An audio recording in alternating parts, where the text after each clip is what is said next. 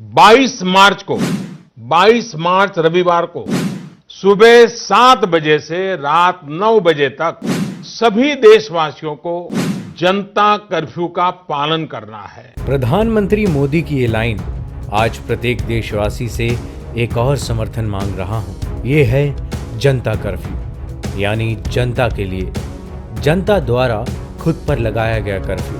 आपको ये लाइनें जरूर याद होंगी।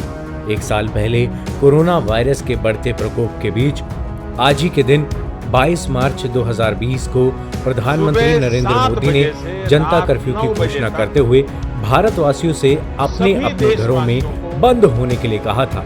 इसके साथ ही लोगों को मास्क पहनने, शारीरिक दूरी का पालन करने, हाथ को साफ रखने जैसे तमाम गाइडलाइन पालन करने के निर्देश दिए गए थे। ये एक तरह से कोरोना के प्रसार को रोकने की कोशिश व इस घातक बीमारी के खिलाफ आधिकारिक जंग की शुरुआत थी। जनता कर्फ्यू के दौरान एक तरफ का अजीब सन्नाटा था, ना हॉर्न की आवाज और ना ही कोई हलचल, सिर्फ पक्षियों की आवाज सुनाई दे रही थी। देश में अब हर दिन कोरोना वायरस रिकॉर्ड तोड़ रहा है। पिछले 24 घंटों में संक्रमण के 46,951 नए मामले सामने आए हैं, जो इस साल एक दिन में सबसे ज्यादा हैं। अभी सक्रिय केस की संख्या 3,34,646 है।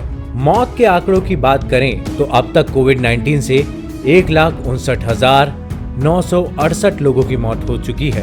वहीं पिछले 24 घंटे में इससे 212 लोगों ने इस वायरस की वजह से जान गंवाई है। देश में कोरोना के केस जितनी तेजी से बढ़ रहे हैं, उतनी ही तेजी से फिर से ये चर्चाएं चलने लगी हैं कि देश में फिर से लॉकडाउन लगने वाला है।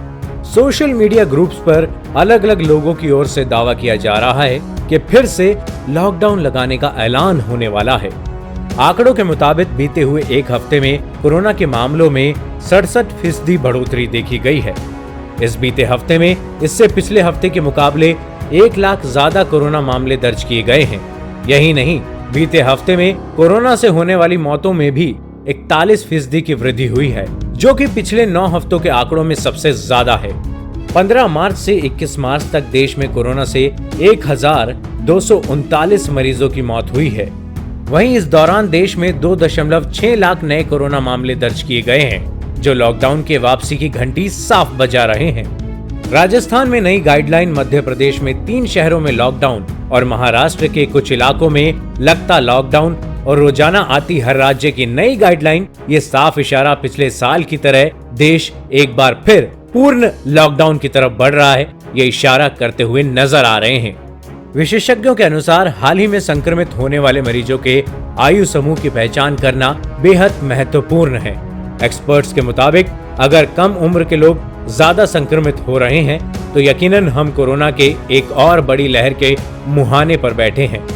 अब तक 60 साल से ऊपर के उम्र वाले लोगों में ज्यादा संक्रमण पाया जा रहा था और 60 साल से नीचे के लोगों में बेहद कम संक्रमण था। लेकिन अगर यह बीमारी युवा वर्ग की तरफ बढ़ रही है तो हमें सतर्क रहने के साथ साथ तेजी से इसके खिलाफ कदम उठाने की जरूरत है।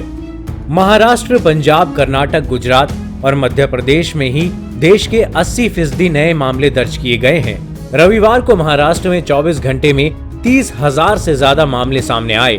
वहीं पंजाब, गुजरात, दिल्ली, यूपी और अन्य कई राज्यों में हालात बेकाबू हो चुके हैं। दिल्ली में पिछले 24 घंटे में 823 नए मामले दर्ज कर दिए गए हैं।